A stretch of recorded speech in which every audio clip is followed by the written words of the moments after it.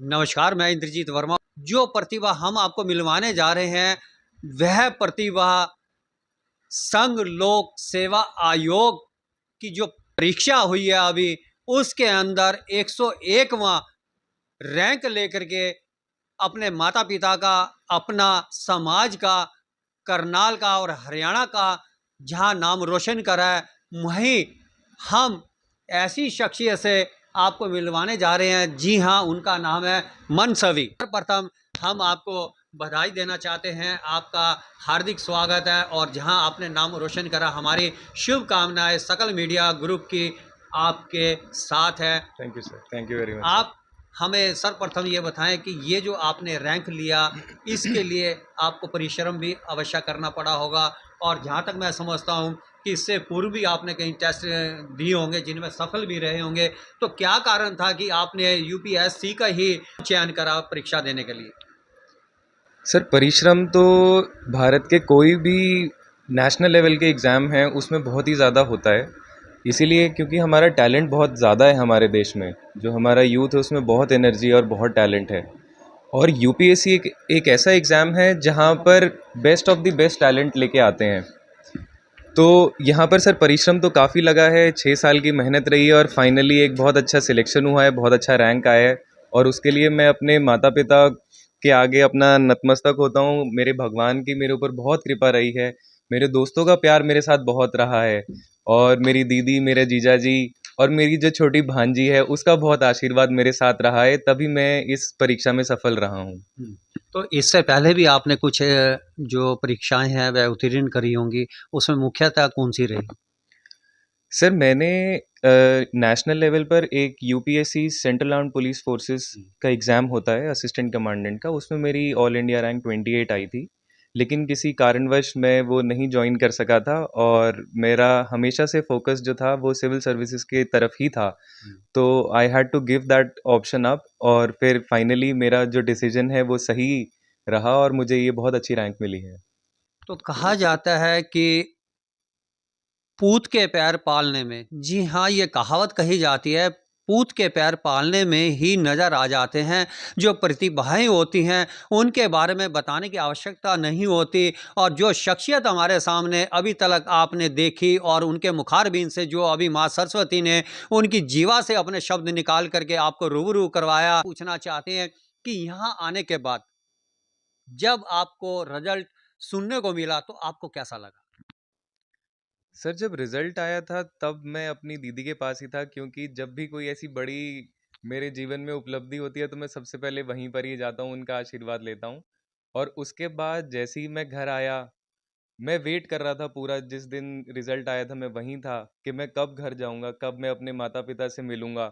और एक बहुत मेरे तब बहुत सालों से मन में था कि एक बहुत बड़ी झप्पी मेरे को लेनी है 1-2 मिनट की, क्योंकि वो जो हृदय से हृदय का कनेक्शन आप होता ये है। देखिएगा कि ये हृदय का जो एक झप्पी वाली बात है, कि मैं कैमरा को कहूंगा कि कैमरा थोड़ा फोकस करे, और इनके बाल जो रोए कहे जाते हैं, रोए रोए देखिएगा इस समय भी रोमांचित, ये देखिएगा बहुत बड़ी बात है। और चेहरे पे कितना एक्साइटमेंट, जी हाँ, और ये क्यों ना हो, होती भी है, तो ये अवश्य होती है जी।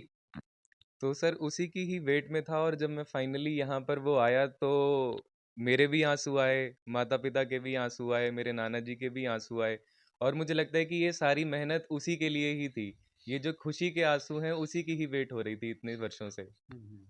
तो आपने बहुत अच्छी बात बताई, और ये आपके अच्छे संस्कार आपके माता पिता के, दादाजी के, और जहाँ आपने अपना नाम रोशन करा, परिवार का नाम रोशन करा, तो दोस्तों, जो दोस्त आपके इस प्रकार के हैं, उनके लिए आप क्या कहना चाहेंगे? सर, दोस्तों का उतना ही कंट्रीब्यूशन है जितना मेरा कंट्रीब्यूशन है। 50-50% का कंट्रीब्यूशन है, क्योंकि जब मैं फेल होता था मेरे दोस्त मुझे फेलियर नहीं बनने देते थे। वो हमेशा, जब मैं जीत रहा हूँ तब तो वो साथ देते ही हैं, जब मैं हारता हूँ तब वो मेरा मनोबल इतना बढ़ाते हैं कि नहीं, तू ही जीतेगा, तू ही है। वो मोटिवेशन इतना ज़्यादा बढ़ाते हैं। और जहाँ मटेरियल कंट्रीब्यूशन हो वो भी होता है, इममटेरियल कंट्रीब्यूशन हो, इनटैंजिबल कंट्रीब्यूशन हो, सब कुछ। मैं तो इतना धन्य हूँ कि मेरे इतने अच्छे दोस्त हैं जिन्होंने मेरे को थिक एंड थिन में मेरा साथ दिया है। तो बहुत अच्छी बात बताई इन्होंने, और ये कहा कि दोस्तों का बहुत बड़ा साथ रहा और मैं समझता हूँ कि वास्तव में आज अगर जो किसी व्यक्ति के पास असल पूंजी है, तो वह दोस्त रूप में जो सच्चे दोस्त होते हैं, वह ही दोस्त कहलाए जाते हैं कि जीत में तो सभी साथ होते हैं, लेकिन हार में, जी हाँ, जब हार होती है तो तब भी जो है सबल बल बन करके वहां खड़े रहें। ऐसे मित्रों को सलाम, और ऐसे मित्र जो है हमेशा सच्चे मित्र कहे जाते हैं। और आज जो हमारे सामने मनसभी बैठे हैं, यह अपने दोस्तों को इस बात का भी श्रेय देते हैं। जहां ये श्रेय माता पिता को देते हैं, बुजुर्गों को देते हैं, और साथ ही साथ जो है इन्होंने इसका श्रेय अपने दोस्तों को भी देने में कोई कोताही नहीं बरती, और ये बहुत अच्छा गुण है। लेकिन मनसभी, मेरा मन नहीं कर रहा आपको छोड़ने का, तो थोड़े से सवाल कुछ और कर लें हम। तो आप एक बात बताएं कि ये श्रेय मनस्वी, तो आपने जो अभी ये सारा श्रेय दिया, अपने माता पिता को दिया, बुजुर्गों को दिया, अपने दोस्तों को दिया, तो इसके लिए आप शायद कोई अपने इष्ट को भी मानते होंगे, तो उसके बारे में आप क्या कहना चाहेंगे? सर आपने ये ऐसी बात कर दी है कि मेरे ऊपर तो मुझे लगता है कि सभी देवी देवताओं का सभी सभी का पूरा आशीर्वाद है। हमारे जो घर है, हमारी वैल्यूज जो हैं वो धार्मिक हैं। हम सभी देवी देवताओं को मानते हैं, अपनी इष्ट देवी को मानते हैं, सभी भगवानों को मानते हैं। और मैं तो डेली अपने जो माता पिता स्वरूप भगवान है, मेरे जो दादाजी दादी नाना जी नानी, उन सब का नमन करके सोता हूँ, सभी पितरों का नमन करके सोता हूँ, और सभी देवी देवताओं का नमन करके सोता था कि मैं आप ही का पुत्र हूँ, मेरा एग्जाम क्लियर करवाइए प्लीज। देखो कितनी अच्छी बात कही हमारे इस यशस्वी बेटे ने, बहुत अच्छी बातें बताई कि सभी देवी देवताओं का आशीर्वाद इनके पास है, और ये हो भी क्यों ना, क्योंकि हमारे बड़े बुजुर्गों ने कहा कि जिस घर के अंदर प्यार हो, एक दूसरे की जुबान आपस में हो, और एक दूसरे का कहा माना जाए, और सबसे बड़ी बात आती है कि जिस बच्चे ने अपने माता पिता का सत्कार किया, आदर किया, और उनकी आज्ञा में रहा, तो क्यों ना देवी देवता भी उसके ऊपर अपनी कृपा का आशीर्वाद बनाएंगे। सो ये हमारे बुजुर्गों ने भी सिखाया। और अब हमारे साथ हमारे बड़े भाई समान राधे श्याम जी शर्मा, जो मनस्वी के पिताजी हैं, उनसे हम यहाँ जानकारी लेना चाहेंगे कि आज उनके बेटे ने जो इतनी बड़ी उपलब्धि हासिल करी है, उस बारे में इनका क्या कहना है? बहुत ही प्रसन्नता का विषय है, क्योंकि सभी अपने बच्चों को बहुत ही संस्कार से तैयार करते हैं। और बच्चा जब जन्म लेता है, विद्यालय महाविद्यालय विश्वविद्यालय में शिक्षा प्राप्त करता है, तो माता पिता का एक अंदरूनी सपना होता है कि मेरा बेटा बहुत उच्च पद पर जाए और वो राष्ट्र सेवा भी करे। मेरे माता पिता भी मेरे के अंदर भी ये भाव देखते थे, और वैसा ही भाव मुझे भी अवसर मिला। प्रिंसिपल वाइस चांसलर रहे दो विश्वविद्यालय के, तो मैं चाहता था कि मेरा बेटा भी इस दिशा में वो समाज को जो मेरे से कुछ रह गया, जो मैं करना चाहता था, उसकी वो भरपाई करे। और इन पदों पर वास्तव में वो जो मेरे द्वारा प्रशासनिक जो कार्य थे शिक्षा के क्षेत्र में, या युवाओं को हमने रोजगार से जोड़ना है, वैल्यूज से जोड़ना है, एथिक्स से जोड़ना है, तो वो ऐसे पदों पर बैठ करके नीतियां बना करके उन युवाओं के लिए प्रेरणा स्रोत बने। और मुझे वास्तव में बहुत प्रसन्नता है। वैसे तो मेरे सामने बहुत ही, जब मैं प्रिंसिपल था, वाइस चांसलर था, जब बच्चे हाईएस्ट पोस्ट पर जाते थे, वो प्रसन्नता भी मेरी अद्भुत होती थी।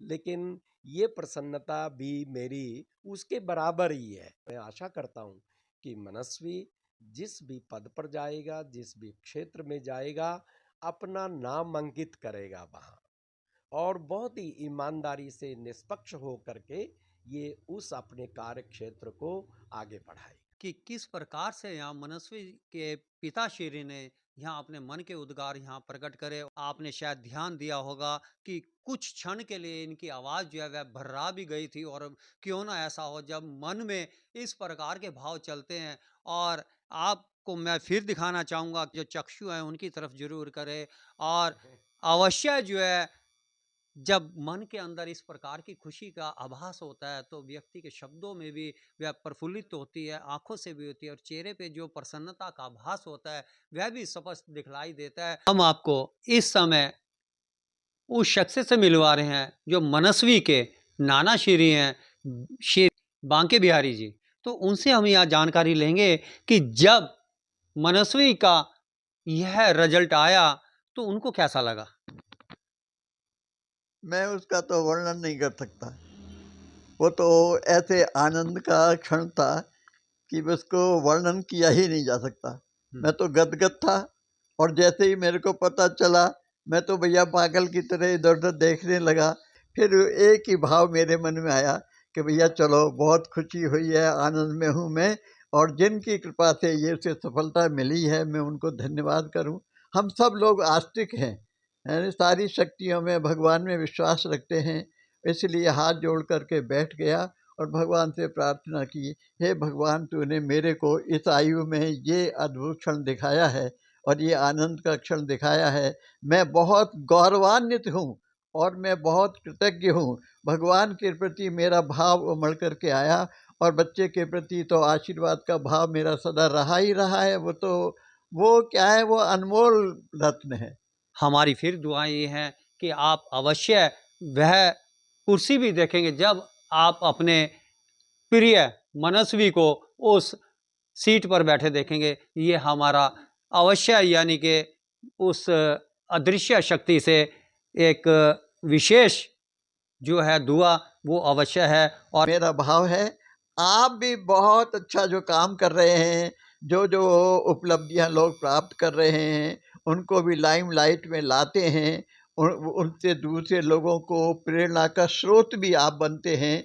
तो ये जो आप कार्य कर रहे हैं, ये कार्य में आपको बहुत सफलता मिले और आप ये कार्य बहुत अच्छी तरह से जैसे आप कर रहे हैं इसी तरह से करते रहे। मनस्वी जी, एक बात आप हमें अवश्य बताएं कि जहां आपने इतनी एक बहुत बड़ी उपलब्धि को हासिल किया, आप अपने संगी साथियों को या अन्य जो आप जैसे युवा पीढ़ी है, आप उनको क्या संदेश देना चाहेंगे? आप उनको क्या कहना चाहेंगे कि किस प्रकार से वह इस प्रकार की अन्य उपलब्धियों को हासिल कर सकते हैं? आप क्या कहना चाहेंगे? सर, मैं सबसे पहले तो एक चीज़ कहना चाहूँगा कि अपना सपना जो है वो तो बहुत ही बड़ा देखिए। उसमें परिश्रम बहुत लगेगा, लेकिन सपना छोटा ना देखिए। आप जिस भी परिस्थिति में हैं, अपनी कैपेबिलिटीज़ को पहचानिए, बहुत बड़ा सोचिए और उतने ही एफर्ट्स दीजिए। हो सकता है कि आप फेल हों, मैं भी फेल हुआ हूँ, मैं बार बार फेल हुआ हूँ, लेकिन मैं कभी फेलियर नहीं बना। मैं अपनी गलतियों से सीखता गया। ये ही आप करते रहिए, परसिस्टेंट एफर्ट्स कीजिए, डेली इम्प्रूव करिए और अपने माता पिता और भगवान में विश्वास रखिए, आप ज़रूर सफल होंगे। तो बहुत अच्छा इन्होंने मोटिवेट किया, अपने संगी साथियों को एक बहुत अच्छा संदेश दिया कि बार-बार प्रयास करिएगा, अगर जो आपको सफलता नहीं मिलती, तो उस सफलता को हासिल करने के लिए आप पुनः उस प्रकार का प्रयास करें, तो सफलता ज़रूर आपके कदमों को चूमेगी। फिलहाल करनाल से अपने सहयोगियों के साथ इंद्रजीत वर्मा की रिपोर्ट।